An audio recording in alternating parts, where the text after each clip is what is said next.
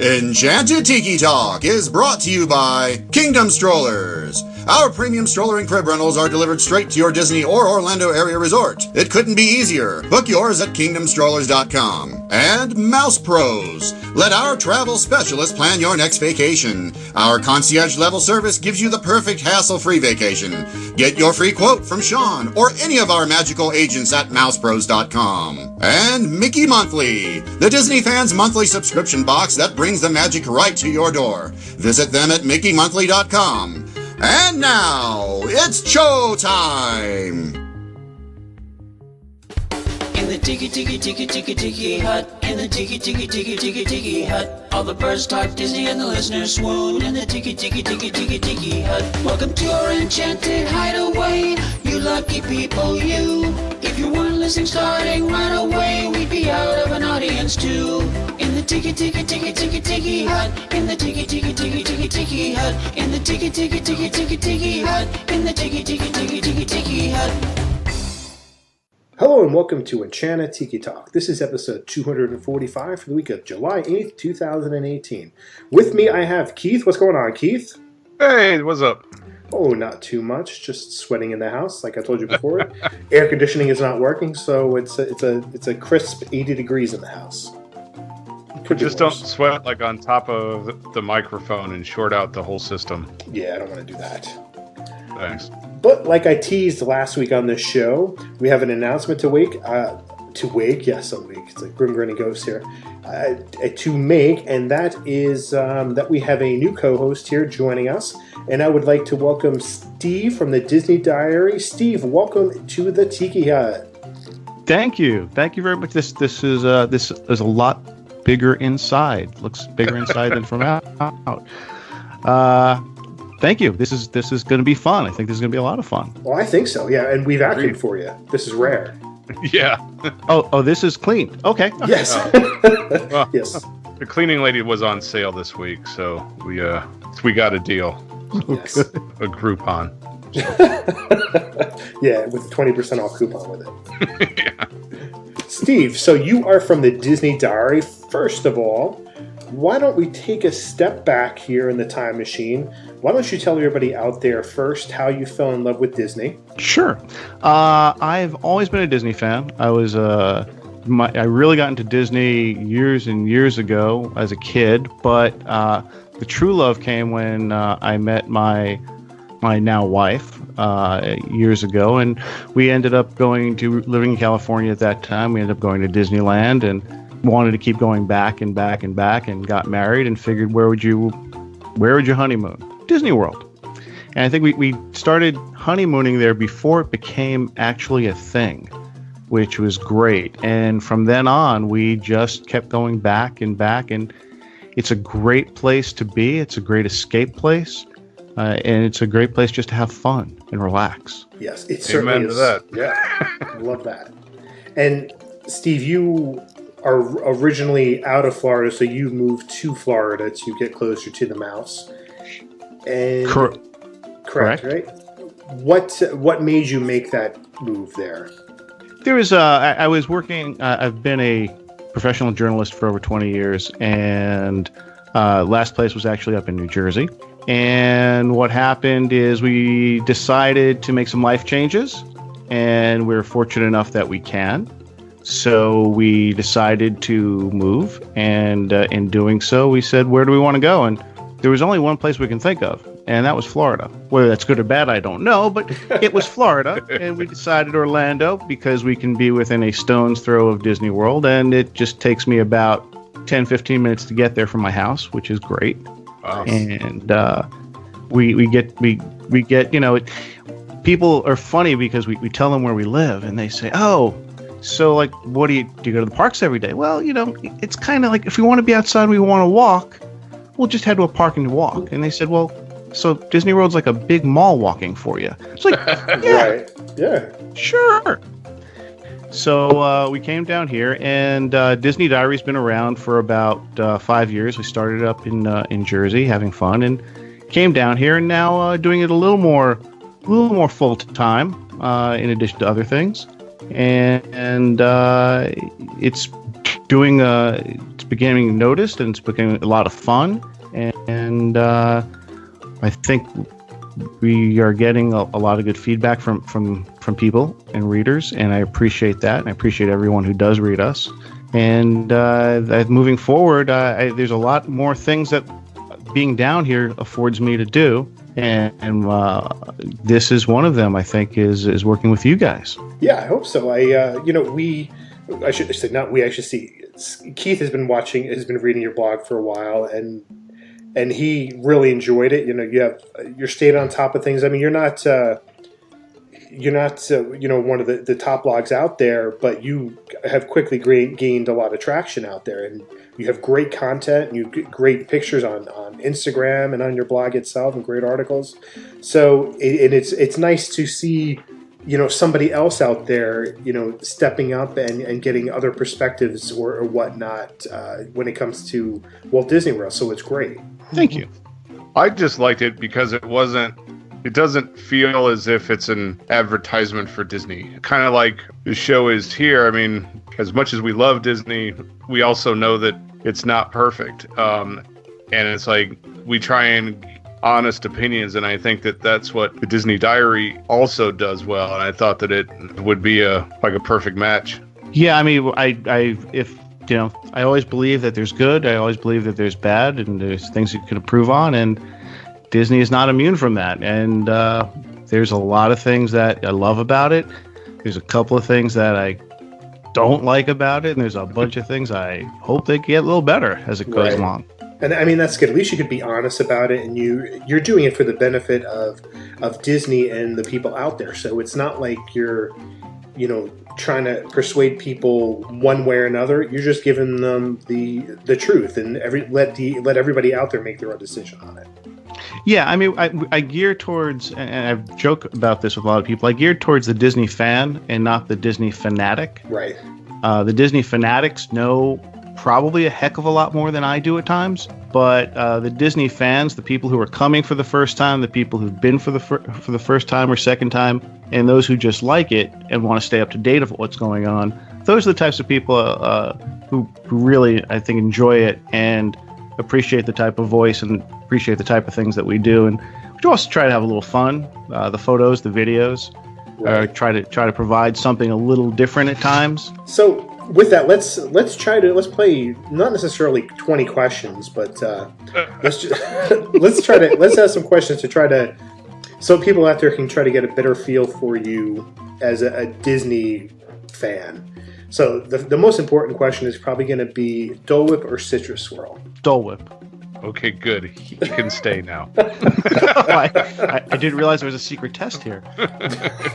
Yeah, well, I'm Team Citrus Swirl. I'm a Dole Whip guy. Sean's a Citrus Swirl guy who is completely wrong. But, that's a fight for another show. But, all right, so it's a Saturday night and you're hungry. Which park would you head to and pick a restaurant? If it's a Saturday night, let's see, I would probably, for a restaurant, I would have to head to Epcot because there's a lot of food lacking in a lot of the other parks, and I would probably end up going to Mexico, the Mexico Pavilion. That's good. And eating outside. That's probably what I would do, just so I can Saturday night go outside, watch illuminations while I'm eating. Watch people try to climb up the pyramid. Yeah. That's always fun. Yeah. Sorry, I got caught on camera. It wasn't good. All right.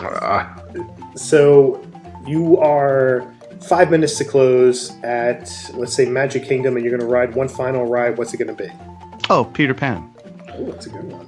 I mean, the chances are you'll hopefully have the shortest line during that time. It's the only time that you can ride it. Considering it's booked all day. Right, exactly. But Peter Pan. These are all food questions for me, but your favorite place to eat at Springs? The Boathouse. Oh, that's good.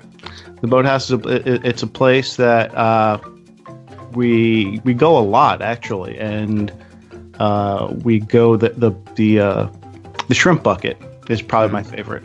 What's in that? I didn't even know they had that. It's they've got various buckets of where it's just these 6 huge pieces of shrimp and battered with fries, and it is just phenomenal. I mean, it's very. You'd think of it, oh, it's not that filling. It is filling, it's filling, and it's really good, and it's probably my go-to meal when we go there. And my wife keeps looking at me, going, "Don't you want to try something different?" And then she looks at me and she goes, "You're not going to do that." And I said, "No, I'm not going to do that." And how much is it? Do you know offhand?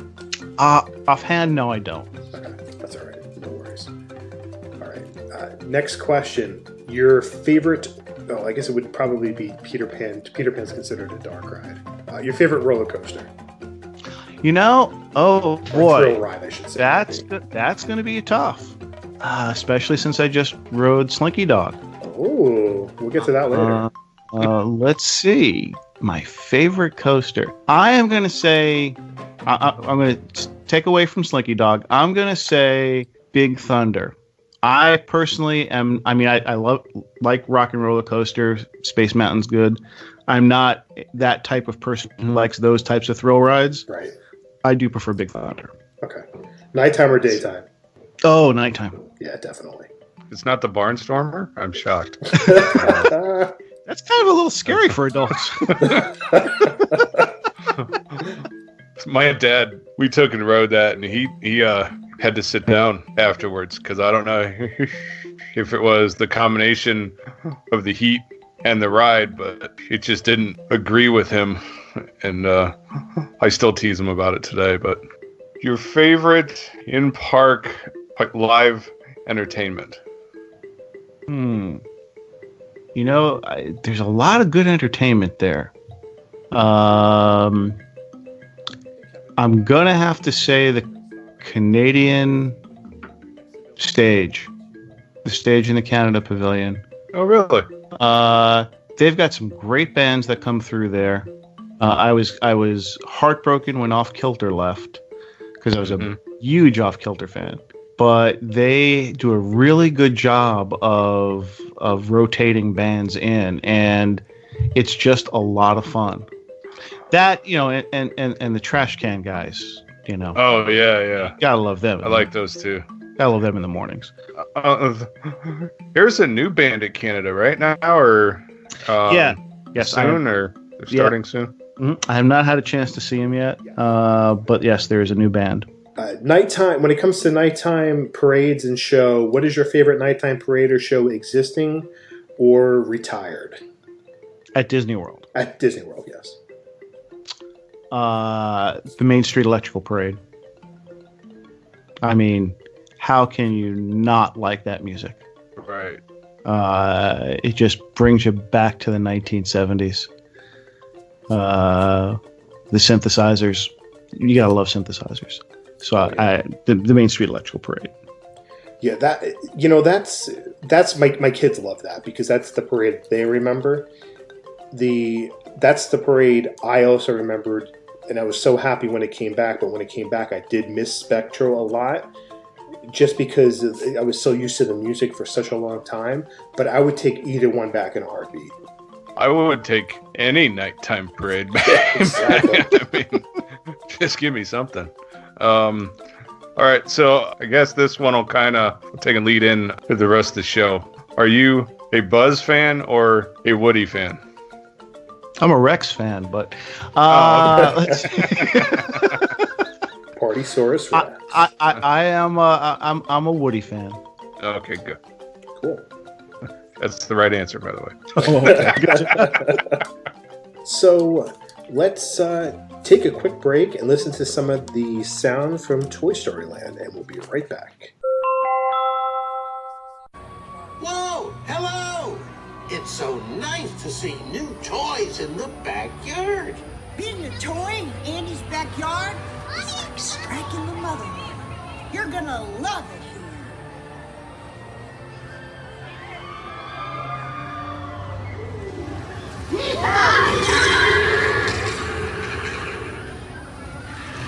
Whoa! keep an eye out for Slinky Dog. He's real fast. Blink and you'll miss him. Oh, I wish Slinky Dog would slow down. He's making me dizzy. Alien swirling saucers is for toys only. Strangers from the outside. Welcome.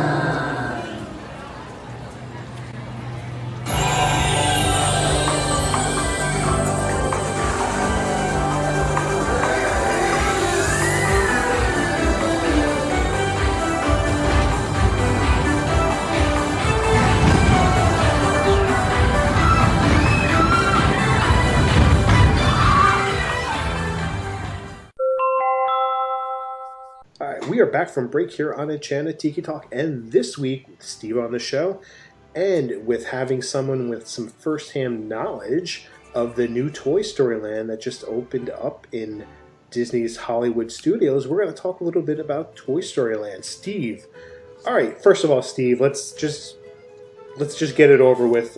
Thumbs up or thumbs down to Toy Story Land? Thumbs up. Okay, I'll give it a thumbs up. all right. So we'll take a step back. What time did you arrive at Toy Story Land? You went there on Friday, was it? Actually, I got there on Friday. Okay. I was there about a half hour after the soft opening, so about 5:30, and we didn't know. My wife and I, we were going. We didn't know if they would do it or not. I was there earlier in the day taking photos for some other things.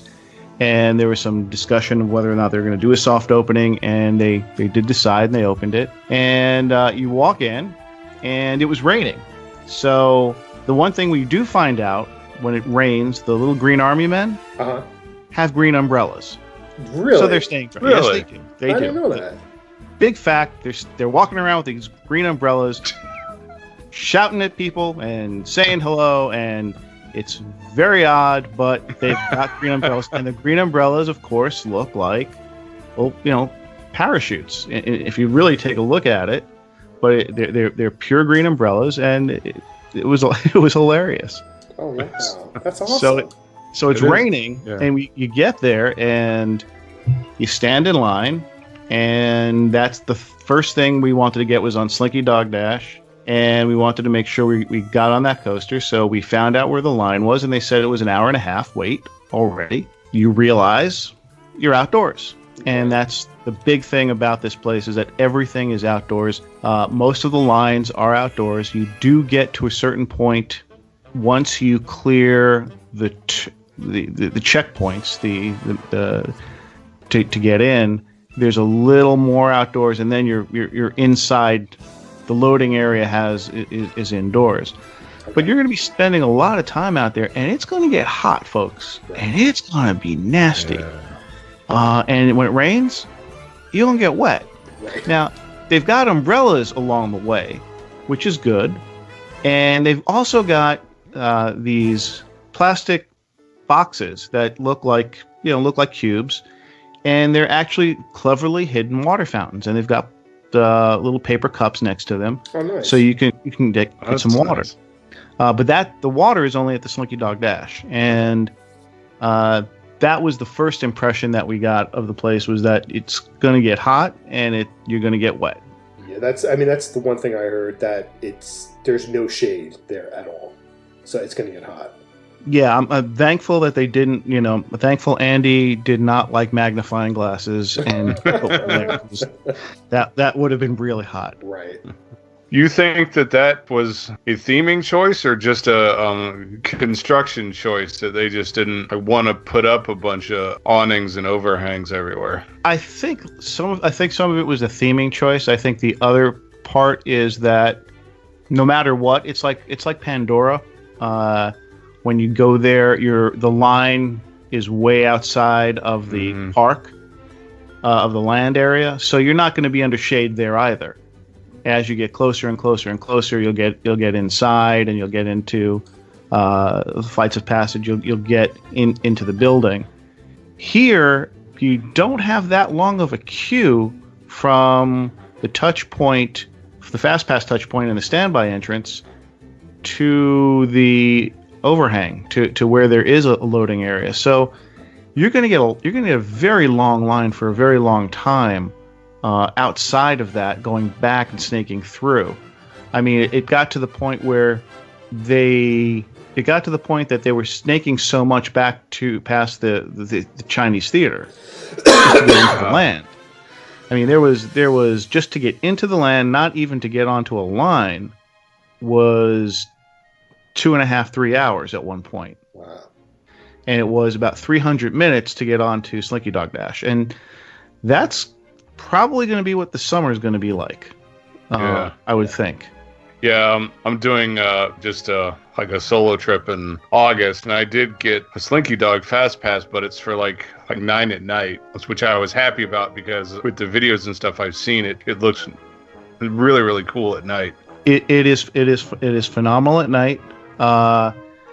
Everything lights up. The characters light up. There's spots on them. The track for Slinky Dog Dash is interesting because there's lights on the track, so it kind of tells you when the cars are coming. So you'll see a little lead-in light to it. Okay. And you will be able to, if you're standing at night, if you're standing facing Buzz Lightyear, you'll be able to see some fireworks in the background because some of the fireworks in Hollywood studios actually are shot off across World Drive. Right. Cool. So you'll be able to see a couple over his head, and I've got some pictures, and we'll be putting some up tomorrow night of nighttime at Toy Story Land. But it is very delightful at night. It's a very colorful land. It's very nostalgic for people, for adults, and for kids. It is just, they get so excited. My heart broke for the kids who looked at Slinky Dog and said, "Oh, Slinky Dog," but they're too small and too young to get on the ride. Now, did you notice that the alien saucer ride? Did you notice that there were a lot more younger kids heading over that area then? There were more kids heading over to that area. It's as people know, the Alien Swirling Saucer is pretty much the Mater Junkyard Jamboree ride from Disneyland, and it's themed very nicely. It's a lot of fun for 1 minute and 47 seconds or 37 seconds, I think.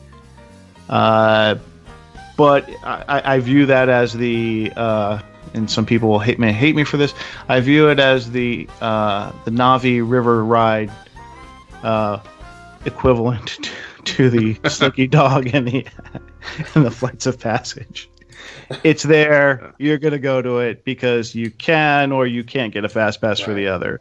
Yeah. And you want to experience the area. I mean, that's one of my biggest gripes with the whole land is the same thing with the new Star Wars one that's coming, is that they're only putting 2 attractions in. I don't understand why they don't have more, especially with Star Wars Land coming. Star Wars Land in itself should have 3 to 4 attractions, but with Toy Story Land, I know you have Toy Story Midway Mania, but they should have put at least one more attraction in there for young kids. Because there's only really 2 attractions for young kids in that park. So you really need more, especially when Star Wars Land comes. You're still going to need something else to draw away some of the parents to other attractions in that park, and just having 2 still really isn't enough. There was some talk for some parents who were surprised that there wasn't a playground or a play area for kids. Splash area or something that there used to be a Bugs Life, the Bugs Life. Bugs Land type at Hollywood Studios playground area. So there was some talk about that where some parents were saying, well, that really would have been great. I don't know if they had the room. I don't know if it was limited to budget, but they spent a considerable amount of effort on the Slinky Dog Dash. Yeah, I know they do have another pad available for another attraction at some point down the line. So it's prepped, available for a 3rd attraction, but they just didn't get the budget for it. Mm-hmm. I just think with the timing too is that they're trying to space these things out so that if there is, construction setbacks and some pushbacks that you don't have like 2 or 3 things opening like at the same time too, which would be a logistical nightmare. And you also had a park where a large percentage of it was closed, right, and there was nothing really to do. Mm-hmm. So you had to give people something. And then when you taking down the Great Movie Ride, and which was a really good draw, which took a lot of people, and you took that out of the equation, you needed something up there fast. You needed something out there that was going to draw people back in. And the connection to Star Wars, Galaxy's Edge, it's going to be interesting because there will be an entrance through Toy Story Land to Galaxy's Edge. So you'll be able to, the little kids, smaller kids can go here, the teens can go here. I have no idea where the parents are going to go. I'm sure there's plenty of alcohol. There's plenty of alcohol everywhere for parents to have, but you needed something to give people a reason to come to Hollywood Studios. Right. So, what did you think of the new queue for Toy Story Midway Mania? I didn't get to go through the regular. I didn't go through the regular queue. I went through the Fast Pass. I took a look through. It's very nice. They made it a little more sleeker. Okay. The walls a little sleeker. They've got the toys. And the best part to me actually wasn't the queue going in. It was the queue. It was the exit line. So when you leave through the back, and it's a much longer walk to get back into Toy Story Land from that area. And what you pass is great. You pass Green Army men with doing a variety of things. So you have a Green Army man building a helicopter out of parts. You have a Green Army man with binoculars looking at you. You have someone with looking at one of the gliders. So it's a lot of fun. And you're getting probably what will be the next big Disney Instagram walls. No. You've got a popsicle wall on the left side as you walk out, and you've got a checkerboard wall on your right. And people were already taking the Instagram photos, doing that as we were walking up. And actually, one person, I posted something on Disney Diary about that. One person actually said that someone commented to her, "Oh, are these new Instagram walls that Disney put up?" So there you go, folks. It's like they're marked. They're already for you. But the exit I thought was very cleverly done to get you back into Toy Story Land. Okay, good. So let's talk food. Okay. Man, when you're here, I know what we're doing. Yeah. It's just it's food and rides. That's pretty much all I do. So, like Woody's Lunchbox, was that a good experience, bad experience, food good? The experience is good. Like everything, for the first month or so, it's going to be long lines. It's going to be busy, like everything else. The three cheese grilled cheese is phenomenal. Okay, I would recommend that. The brisket sandwich is very good. A little salty, yeah, but very good. The Pop-Tarts, the dessert Pop-Tarts, also very good. The hazelnut and the raspberry. That's what I was hoping. Yeah, it was good because I saw those things online, and man, those things looked really good. The good thing, the other thing is that they will have, or they have had, and hopefully they'll continue to have, carts. People with carts walking past, having with water, with soda, and with the Pop-Tarts. So you don't have to wait in line at Woody's Lunchbox. So the thing is, keep a lookout. So if that's what you're looking for, they should be walking around with carts, and they're not stationary. They are actually walking around. So flag them down and grab it. Oh wow! I will tackle somebody for one of those Pop-Tarts. I saw lots of feedback on Twitter and stuff about the seating for the lunchbox, how it's all outside. Is it covered at all, or is it just a bunch of tables sitting out? It's a bunch of tables with umbrellas. Oh, okay. So again, if it's raining, you should be able to stay a little dry. If the sun is out and you're baking, again, hopefully.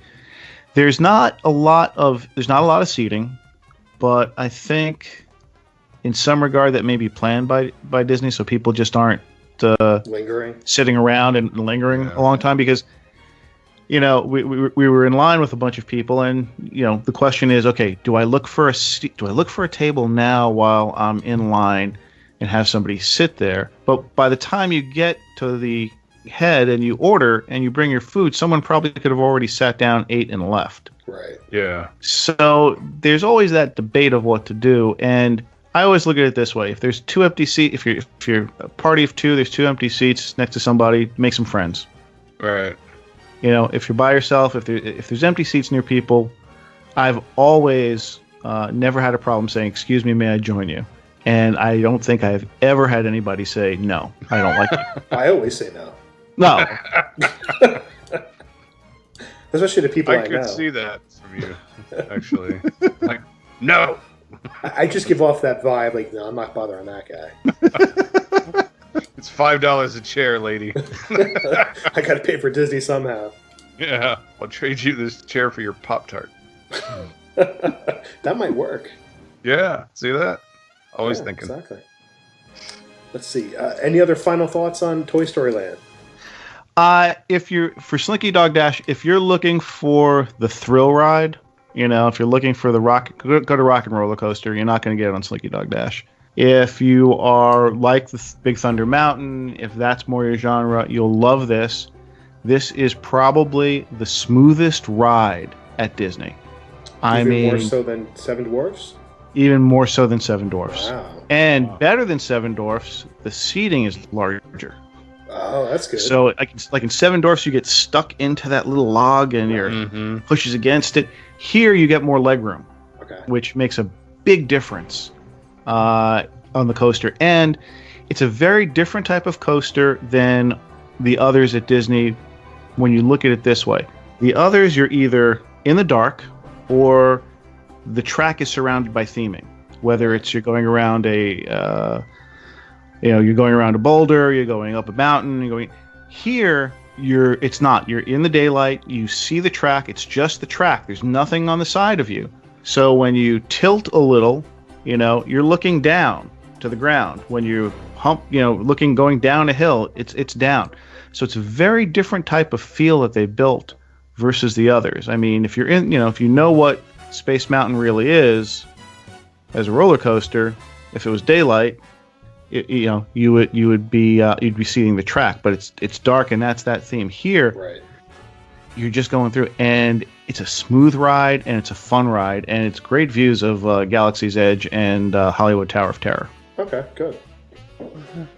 Did you mention that too? That you can see Galaxy's Edge from in Toy Story Land? I'm not sure if that bothers me. I talked to my wife about this evening, but Disney was always so good at hiding other lands from sight lines and stuff like that. And I don't know if it would take away from the feel of being inside of a backyard if I can see a bunch of mountains and in Star Wars in the distance. I hope that they're not done doing certain things. I hope they're not done creating the separation between Toy Story Land and Star Wars, and you have a good transition. Because the transition is one of the things that bothers me about Toy Story Land now, is the entryway. Because unlike Pandora, where you're walking through and the sounds of the animals and the ruffling comes up, and you've got trees around you, and then you slowly walk into this immersive experience, you don't get that at Toy Story Land. It's kind of like make a right turn and it's right there. Mm-hmm. And you have a DVC booth right at the entryway. Of course. You got to have one of those. Gotta have one of those. It's not themed that way. It's just a DVC booth. Right. So I'm hoping that over the time period, something will be done with the with that entrance. Maybe they'll build some fences. They'll do something in which you get that slow feeling of going from one area into another. Because right now it's very jarring. It's almost like they just slapped something down. Right. And then you got to figure out what they're going to do with the rest of Pixar Place. Right. So is that just going to be back shop? Is that going to be... It's now being used for lines to hold people. But that's going to be a question in the future, and I'll be curious to see what they do. And in that way, I hope that the transition from Toy Story Land to Star Wars, they'll build another barrier so you can't see, so as you walk through, because otherwise, I think that's good. I think that's going to happen, because on the fence where they now stop you at the edge of where the two connect. If you look on the outside, there's a Toy Story Land designation saying you're walking into it with the sign. So I'm hoping that there's some sort of transition between the two eventually. Right. All right. I think we've covered Toy Story Land pretty well for now. I'm sure at some point we'll talk a little bit more about it. I would hope so. Especially when one of us gets there. Right. Alright, that's going to do it for this week. But first, we want to thank our sponsors, Kingdom Strollers. Get your premium stroller and crib rentals at kingdomstrollers.com. Let the vacation experts at mousepros.com help you plan your next perfect Disney vacation. Don't forget to check our store at redbubble.com/Tiki Talk Podcast. You can connect with us on social media. Find us on Facebook and the channel Tiki Talk, Instagram, and Twitter at Tiki Talk Podcast. You can leave us a message on the Tiki Talk hotline at 256-4-MY-TV. Tafiti, 256-469-8454. And if you enjoyed the show, please take your time and rate us on iTunes. You can find me on social media at 1 Minute Disney Dream on Twitter. That's 1MIN Disney Dream, mouseroadvacation.com, and mousepros.com. I think Sean has heat stroke. You can find me on Twitter and on Instagram at Dole Whip Daily. And you can find me at DisneyDiary.com, on Facebook, on Instagram, and Twitter at Disney Diary. Once again, thanks everybody. Aloha. Alan, take it away. Thanks for listening this week. For Sean and Keith, I'm Alan, and this has been Enchanted Tiki Talk. Aloha.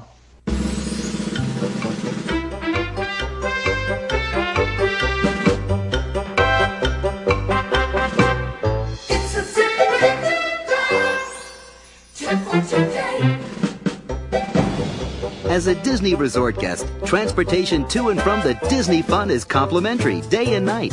Check your transportation guide for information and remember to allow enough time to get where you're going.